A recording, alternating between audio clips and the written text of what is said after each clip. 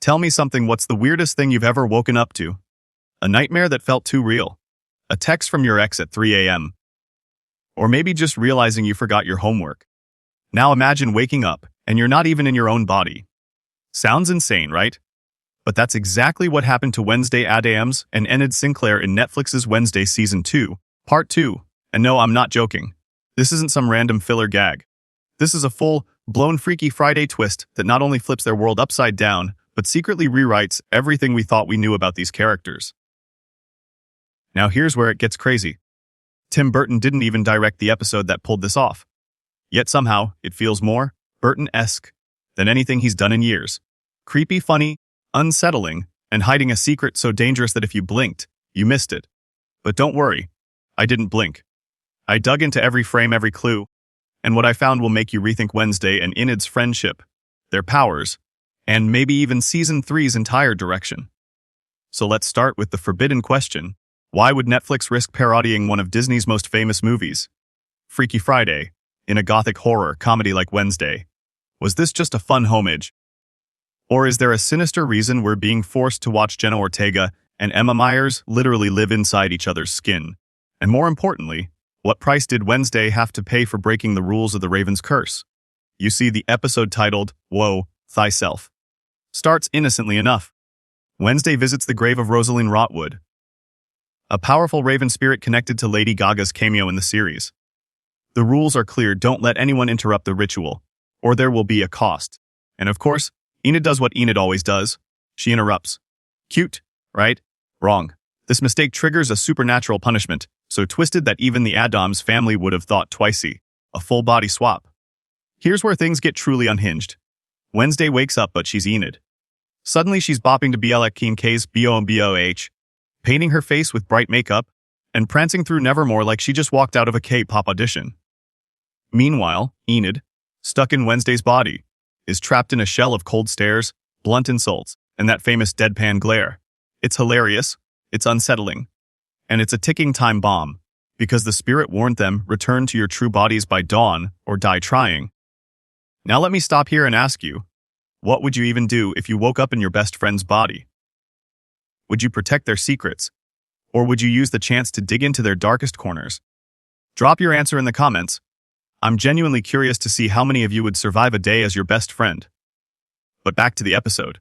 On the surface, it's comedic gold. Jenna Ortega acting like Enid. Perfect. Emma Myers channeling Ortega's stoic, no-nonsense Wednesday. Even better. But here's the real pain point: this isn't just a quirky gimmick. It's a massive risk. Wednesday has built its reputation on being sharp, eerie, and clever. By throwing in a Disney parody, Netflix was playing with fire. Some fans already argue it cheapened the tone of Season 2. Others say it's one of the best episodes the show has ever delivered. And that division is exactly why we need to talk about it. Because buried under the laughs and body swap chaos lies a hidden truth. This wasn't just about comedy. This was about trust, identity, and the terrifying reality that Wednesday can lose control of herself. Literally. That's the part nobody's talking about. And that's why this episode is secretly one of the darkest Wednesday chapters yet. Before I reveal the forbidden knowledge hidden in Woe Thyself, I need you to do one thing. If you love uncovering secrets the mainstream fanbase ignores, if you want the deeper analysis that others are too scared to touch, then hit that subscribe button right now. Not only will it keep you in the loop for my future Wednesday Season 3 theories, but it tells Netflix that we're watching closer than they think. Now, back to the secrets. When Wednesday and Enid switch bodies, it's not random. It's punishment. The Raven's grave made it clear: disrupt the ritual, and the cost will be balance. Wednesday and Enid represent opposite extremes: shadow and light, logic and emotion, control and chaos. By forcing them into each other's skin, the spirit exposed their flaws in the most brutal way possible. Wednesday had to feel what it meant to be vulnerable, emotional, and social. Enid had to carry the crushing weight of silence, isolation, and suppressed rage. And here's the kicker: if they didn't resolve their hidden issues by dawn, they wouldn't just stay swapped. They'd both die. Think about that. Their very lives depended on accepting truths about themselves they'd been running from all season. That's not comedy. That's horror disguised as a Disney parody. But what happens when you give Jenna Ortega and Emma Myers this kind of material? You get career-defining performances. Ortega's version of Enid is almost uncomfortably real, bubbly to the point of creepy. Myers is Wednesday, absolutely chilling. And when Enid, trapped in Wednesday's body, finally wolfs out at Willow Hill, it's not just a power-up moment. It's a warning of what happens when you bury emotions for too long. This episode wasn't just parody, it was prophecy. And the prophecy suggests something terrifying for Season 3. Here's the secret nobody's telling you: the Freaky Friday parody wasn't random. It was a test. A supernatural test designed to prepare Wednesday and Enid for what's coming in Season 3. Think about it. If Wednesday can't even handle being inside Enid's body for a single night, how on earth is she supposed to survive when Season 3 throws her against creatures, curses, and betrayals that force her to depend on someone else entirely? And here's where the forbidden knowledge hits. Rosaline Rotwood's grave doesn't just punish, it judges. By swapping Wednesday and Enid, the spirit was weighing their souls. Could Wednesday learn empathy? Could Enid handle responsibility? This wasn't just punishment, it was prophecy. A prophecy that one of them will eventually have to sacrifice themselves to save the other. Now, let's play with that idea for a second. Imagine this: what if the body swap wasn't just temporary?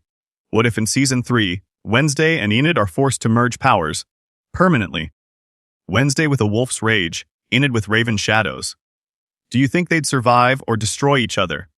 I want you guys to actually pause and tell me in the comments. If you had to bet, who would break first, Wednesday or Enid? And don't pretend it's easy. Because here's the uncomfortable truth: Enid is way stronger than fans give her credit for. Remember her wolfing out in Season 1 to save Wednesday from Tyler. That wasn't a one-off.